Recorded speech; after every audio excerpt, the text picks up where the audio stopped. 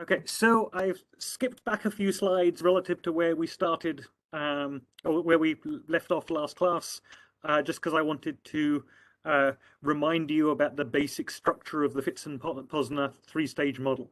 So in that model, we've got the cognitive stage, the associative stage, and the autonomous stage. And the focus in that particular perspective on understanding motor learning is really upon what kind of role cognition is playing in across the motor learning process. And that's why when we want to understand something like mental practice and whether or not it would be useful or not in aiding motor learning, this particular perspective is quite useful. Okay, so with that in mind, let's jump forwards to where we left off, which was beginning to look at Bernstein's three-stage approach. Okay, so Bernstein is going to describe the learning process in terms of mastering redundant degrees of freedom, and we'll understand what that phrasing means as we unpack his theory. Okay, so in Bernstein's theory, as you step through the different stages of motor learning, your ability to expertly marshal the various degrees of freedom that are involved in the action that you're producing are going to be improved, and you're going to and your control of those degrees of freedom is going to be organized in a way that's going to be allow for your behavior to be more skillful. So we have a three-stage model here, similar to before. The different stages are going to be stage 1, the novice stage, stage 2, the advanced stage, and stage 3, the expert stage. Let's start by thinking about what a novice looks like from this perspective. Okay, during the novice stage, the learner is going to the way that we think about a learner is that it's going to be a person that's going to be simplifying the movement problem by freezing out some of the available degrees of freedom. So we'll just give the example on the slides. Okay, so here we have somebody skiing down a ski slope, and a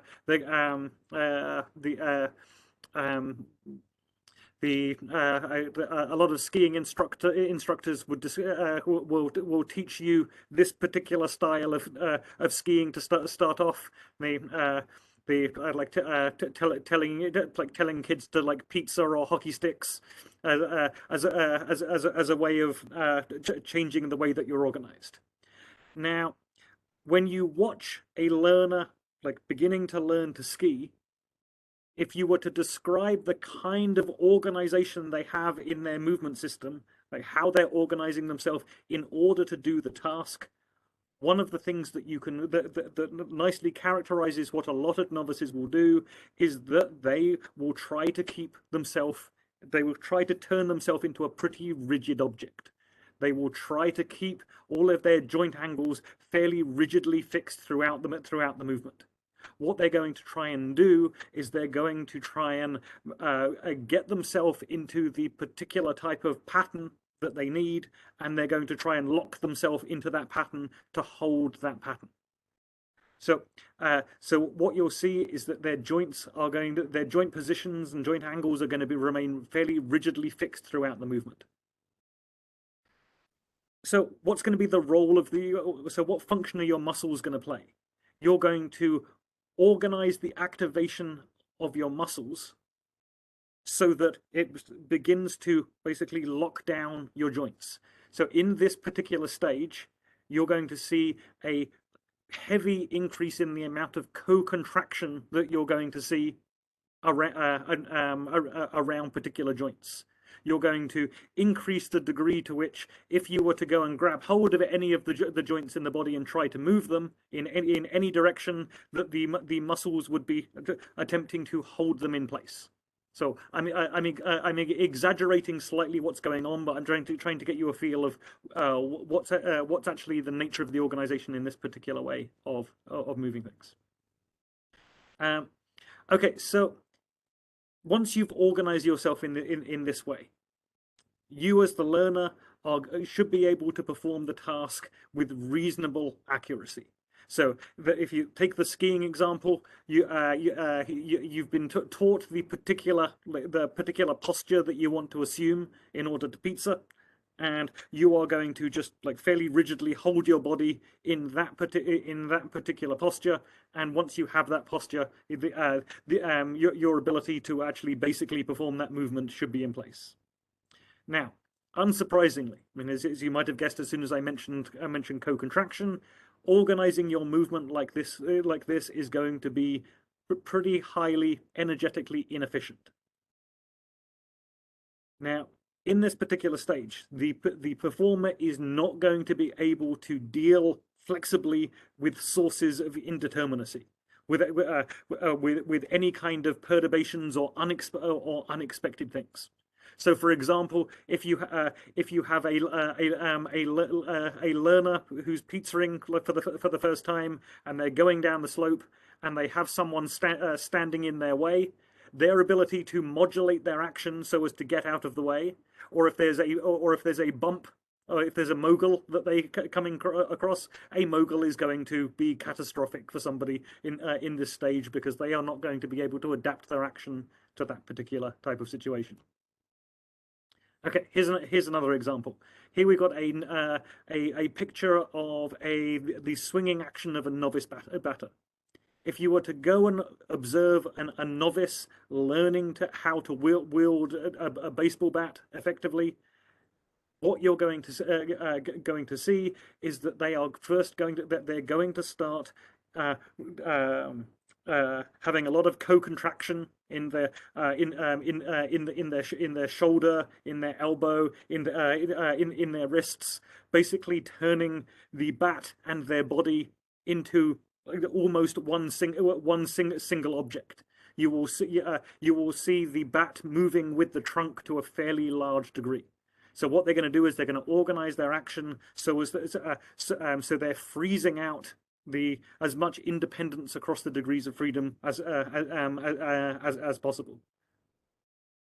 Okay, so we move into the advanced stage. In the advanced stage, you're going to first you're going to try and you're going to work out what the basic movement pattern is, and you're going to try and lock your body into that particular movement pattern. You're going to turn yourself into a fairly rigid device that can make an approximation of the movement. As you begin to become advanced, once you've actually got the movement pattern, over time you're going to slowly reduce the rigidity. You're going to try and allow some freedom of movement and allow some flexibility on how various parts of your body and the tool, in the case of baseball, will be allowed to move relative to each other. So, as you begin to release these degrees of freedom, you're going to decrease the amount of co-contraction that you're going to see in muscles, and you're going to see those muscles that were originally organized towards locking down your body are going to start being organized into functional synergies related to more efficiently performing the action. So during this advanced stage, the relationship between your joints and your joint movements and the muscle synergies that are underlying them is going to be altered. And what this is going to allow is it's going to allow some of your joints to move in synchrony, and others to move relatively independently of each other. So, put in simple terms, what we're going to see is the movements that you're going to produce are going to be produced more fluidly, and this fluidity in the movement is going to allow some flexibility. So, when we looked at the principle of abundance, when we were discussing postural control, having this flexibility where you have the opportunity for the movement to be produced by in multiple different ways, because you've allowed. So if you're a completely rigid system, the only way that you can perform a movement is with a particular trajectory is going to be one way because you've locked everything else out.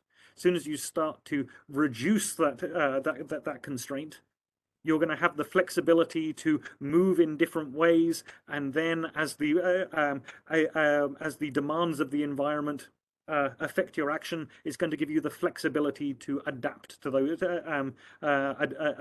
changes. Okay, so now we move to the expert stage. One of the hallmarks of the expert stage is we're going to see the performer being able to expertly exploit the passive forces that are external to them. So in the case of learning to ski, you're going to learn to be able to have elastic storage of energy through your legs in a way that will allow you to store up energy and release it later. Now, as we saw when we were talking about gait last semester, these mechanisms of elastic storage are going to be key mechanisms in allowing you to have more efficient functional movement patterns. So as we get closer and closer towards this expert stage, you're going to see the movements that are being produced, being able to take advantage of the physics of the situation and being able to be a lot more efficient. So what we're going to see in the expert stage is that we're going to see the process of adding or reorganizing the degrees of freedom, like how muscles and joints are being used in order to accomplish the particular goal of the task in a more economical fashion. So the expert is going to be an individual who's learned to exploit what the physics of the situation is going to give them. So they're going to exploit what we referred to last semester and what we refer to this semester as passive resources. So this could be inertial forces, the frictional forces that exist in particular situations, the reactive forces that exist between the actor and the ground, and between joint and joint. So what's going to go on in this expert stage is that we're going to see the relationship between the learner's perception of what's required to solve the movement problem and the emergent dynamics of the resultant action being permanently redefined. So once you have practiced this action and you have got to the point where you can feel that how to use the physics of the situation. So for example, when you're skiing and with a style that we're seeing here, seeing how you can drop your body as a way of storing energy and later releasing it, learning to be able to perceive that possibility and being able to perceive the those changes of forces and how it leads to functional outcomes is going to be permanently redefined. Okay, so let's give a simple example. We're going to give more worked out examples of this process in at the end of the motor learning in the third motor learning lecture, I believe, and we're also going to give a more developed example of this when we start talking about manipulation later in the semester. But I just want to give you a gross look at the kind of change that we're talking about here. So so just keeping with the skiing theme, here we have some research that's looking at a person learning to use a ski simulator. So this is a device where it simulates the basic motion of skiing, and in order to expertly use this device and be able to use it for an extended period of time, you really want to learn how to take advantage of the forces for free that exist in this particular situation. Okay, so here's some data that shows an aspect of what's going on during training. On the y-axis, we've got the range of motion of particular joint angles, and we're going to look at the knee, the hip, and the ankle. So if you just focus on at the novice stage, so at pre-test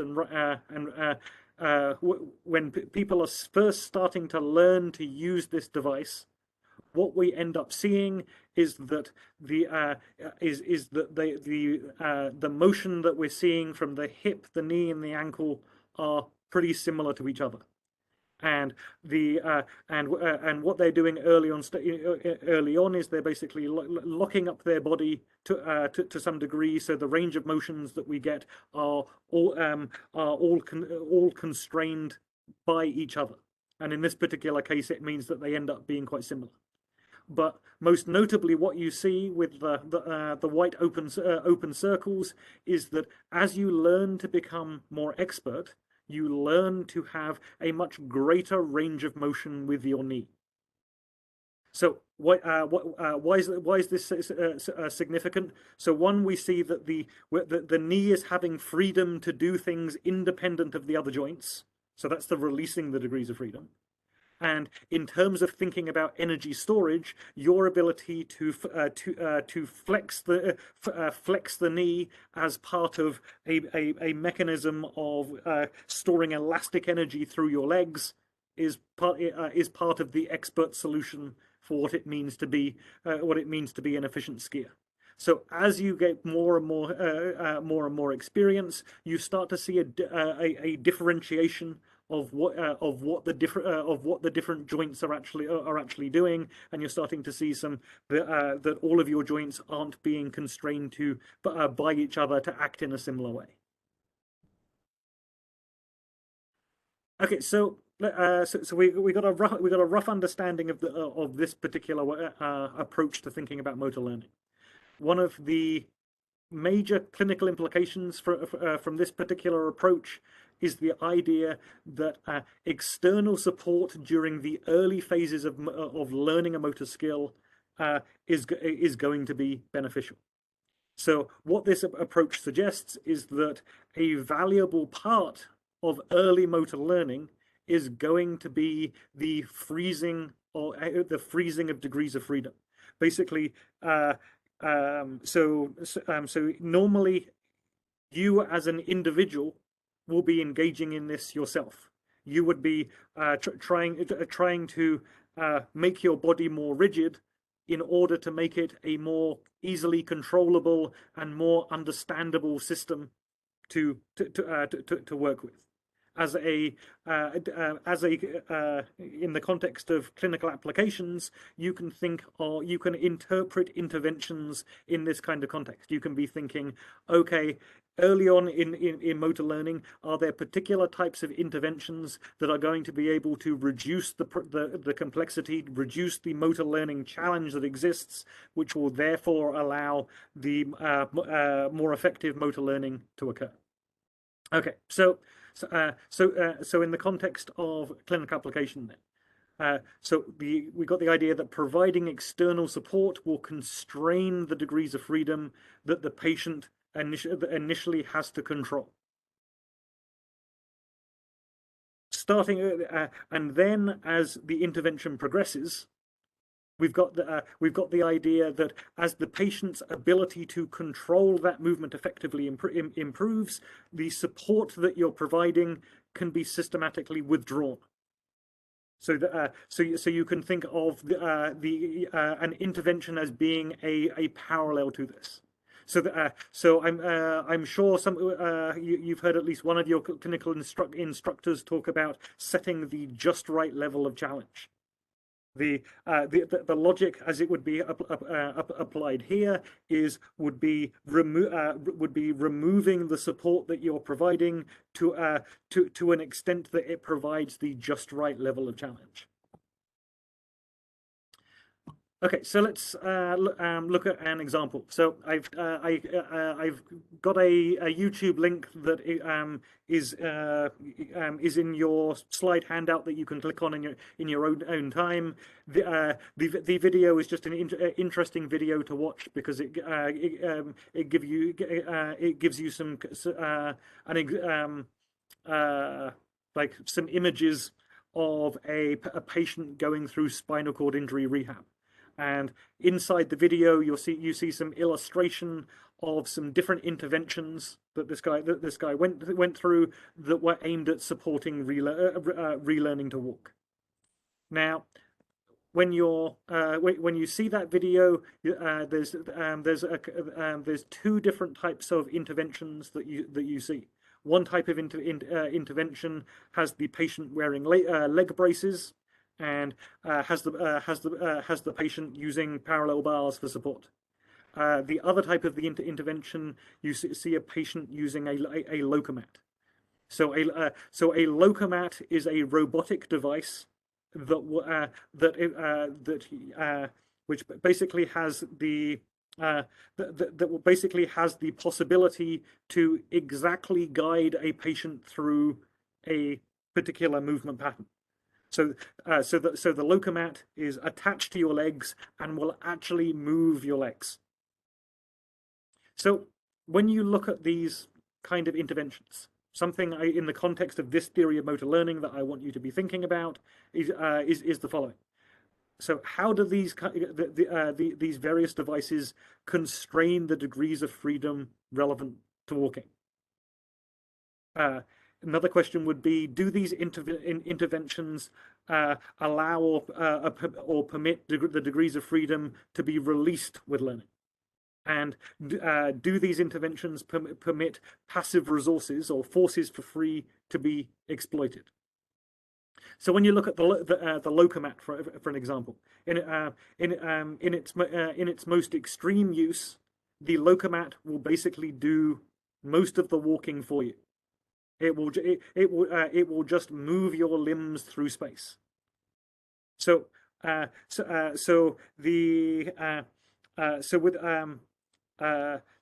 when you're looking at a Lokomat, you would want to ask the question, yes, right early in the beginning of the motor learning process, when what matters is being able to experience the essence of the pattern, but where constraint is also provided, we can see some utility. But later on in motor learning, is this kind of device actually going to be useful?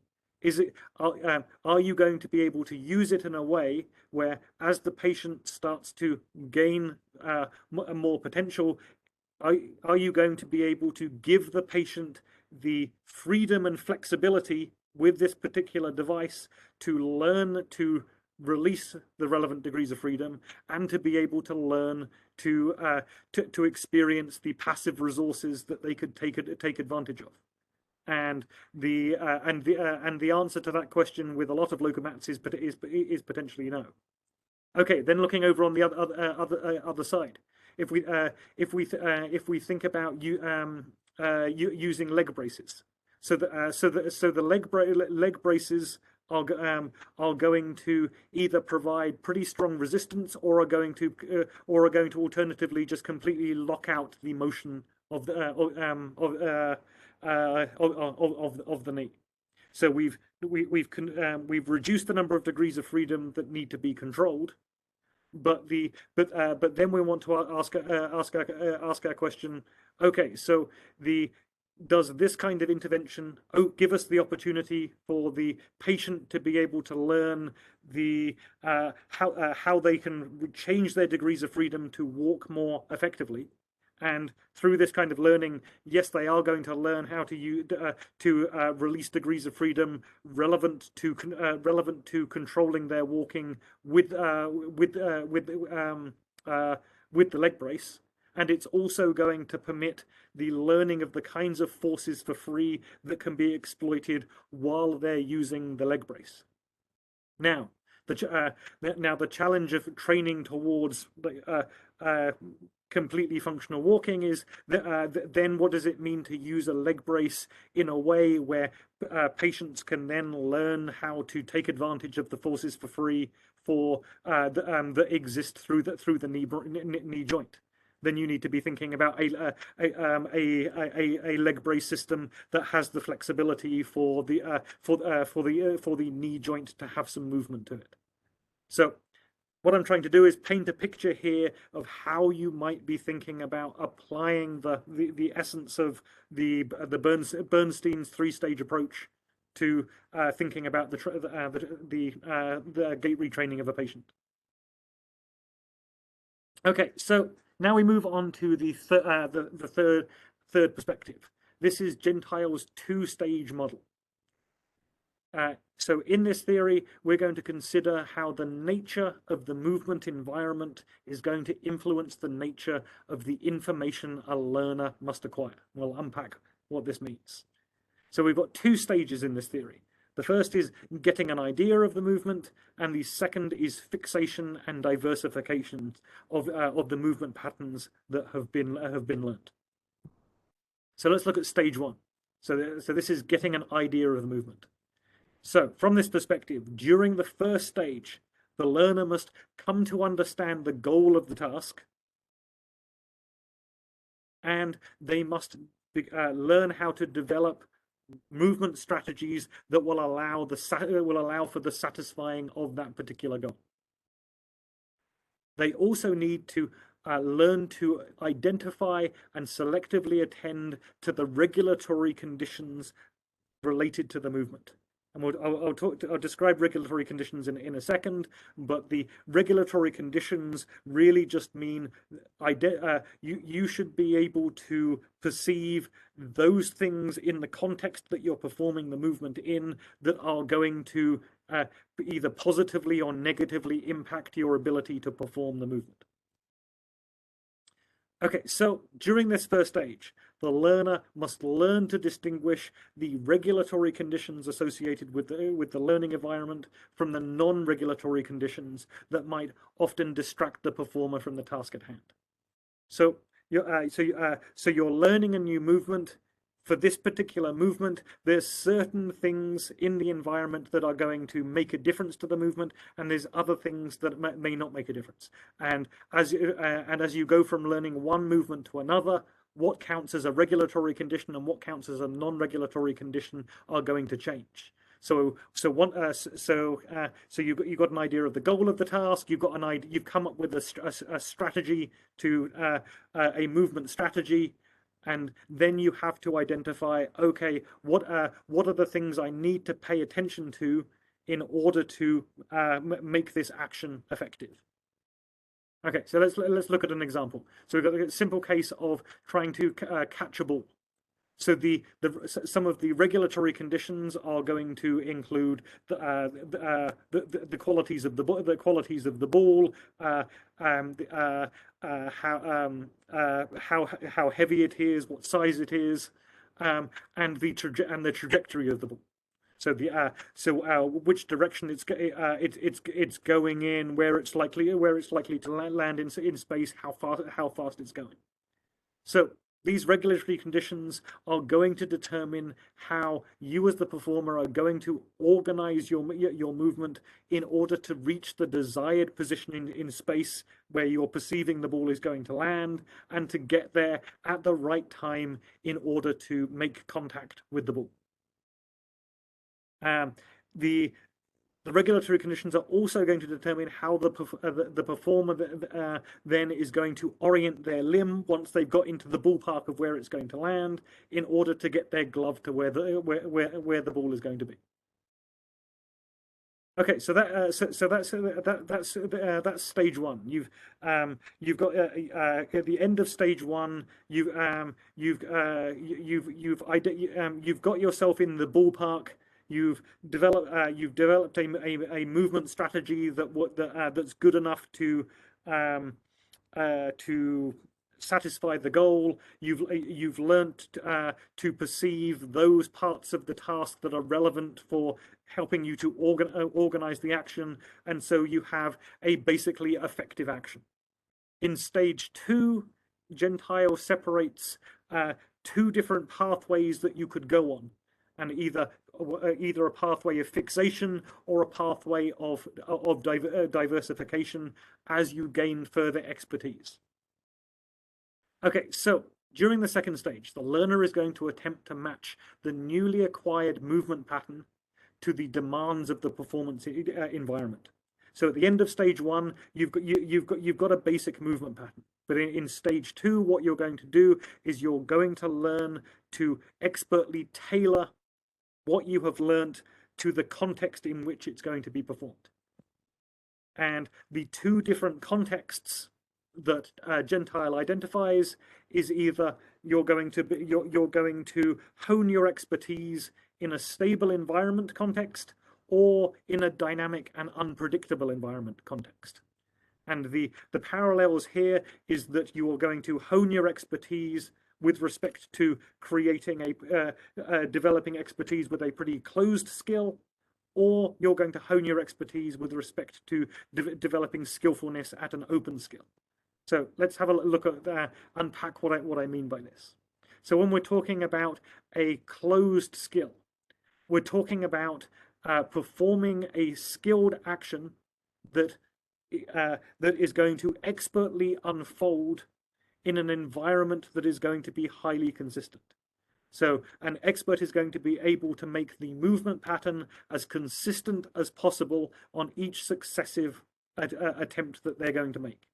So I gave the example of a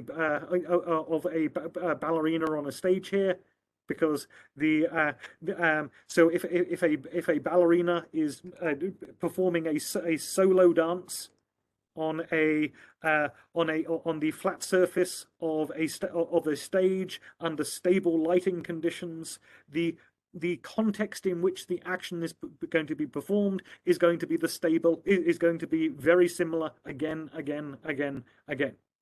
Now, if you were to introduce a partner into this dance, there's some more variability would be introduced. I've given you a link to a video here that you can watch in your own time, and that's a video of a kid performing a kata, a particular a multi-stage demonstration of a martial arts routine, where they are performing itself, and they are performing it they're performing it blindfolded. And what you see in this video is an example where a person has to perform a task in conditions that are pretty much exactly the same each time, and they end up being able to hone that skill to an interestingly high degree. Okay, so now let's look at the dynamic and predictable environment. So we've got a professional football player dribbling the ball. For the closed skill comparison, you could imagine like setting some cones on the ground in a fixed pattern, and during training, the player learns to expertly dribble around the cones in a specific pattern multiple times. That would be a relatively closed skill, and if everything remains the same, they can gain a high level of expertise for performing that particular pattern, that particular movement in that particular context. In the context of actually playing a full-on game of professional soccer, the particular pattern of movement that you require to be effective is going to change multiple times. You're going your environment in terms of like other players just appearing in front of you, the different configurations of the game situation and how it's going to unfold are going to change dynamically. In order for you to be an effective dribbler, you are going to need to learn ways of flexibly adapting your movement into various different subforms in order to adapt yourself to the dynamically changing environment. Okay, so that leads us to this particular figure. So on the right we have the closed skill case where you're taking your movement pattern, and then through multiple practice, you're learning to refine it into the perfect movement pattern for a very specific set of environmental circumstances. And on the other side, we've got a diversification strategy where, with a more open skill, you're learning to develop multiple types of patterns that can be adjusted to the changes in situation that lead to those adaptations being necessary. Okay, so if we go back to the example that we made when, at the end of when we were talking about Bernstein's three-stage approach. So you've got a patient, they've completed their initial stage of gait training using parallel bars or different types of assistive devices, and you could have your patient in the clinic having learned to perform a gait pattern where they have learned to take advantage of the forces for free. This is where you would want to get to, motivated by thinking about Bernstein's approach. That are offered to them by virtue of the dynamics of the action. Now, from Gentile's approach, you want to be thinking about, okay, when you actually take this movement pattern and you put it out in the real world, what kind of diversification is going to be needed in order for what's been learned in the clinic to still be effective? And so a strategy that is used by some clinicians is to actually have part of the training in real world complex contexts, or at least to introduce some real world complexities that match the circumstances the patient would face in the real world into the kind of intervention that was being planned. Okay, so here's a summary. So this summary is going to summarize the relative benefits, or put another way, the relative emphasis of the three different approaches that we've just looked at. So we've got the Fitz and Posner three-stage model. This approach is going to help you better understand the nature of the cognitive and behavioral processes that characterize a learner's progression through the various stages of learning. So it has more of an emphasis on the cognition side of things. Bernstein's three-stage approach is going to emphasize the dynamics of the action environment.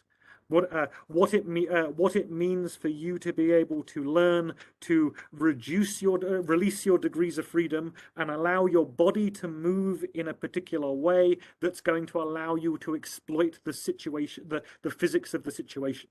And is going to get you to a stage where, when you're performing an action, you can perceive you can perceive and you can feel the forces for free that's going to support the action and allow the action to be more efficient. And then Gentile's two-stage model. Here we've got a more generic consideration of the nature of the environment that the skill is actually going to be performed in, and what it means for the actor to learn to identify and attend and adapt their skill to the demands of the particular environment that they're actually operating in. So, as I said at the beginning of this lecture, we have three different theories here. One of these theories is not the theory. These theories tell you different things that are all relevant to understanding what it means for an athlete to become more skillful, or a patient to progress further towards recovery of function. So what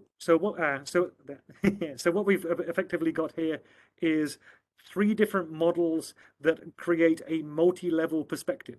When we contextualize this in the systems model, we are providing more of an emphasis on different types of constraints that are relevant to understanding the what it means to become a skilled actor in some way.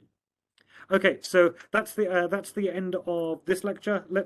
Let's take a break for 5 minutes before we go on to the next lecture.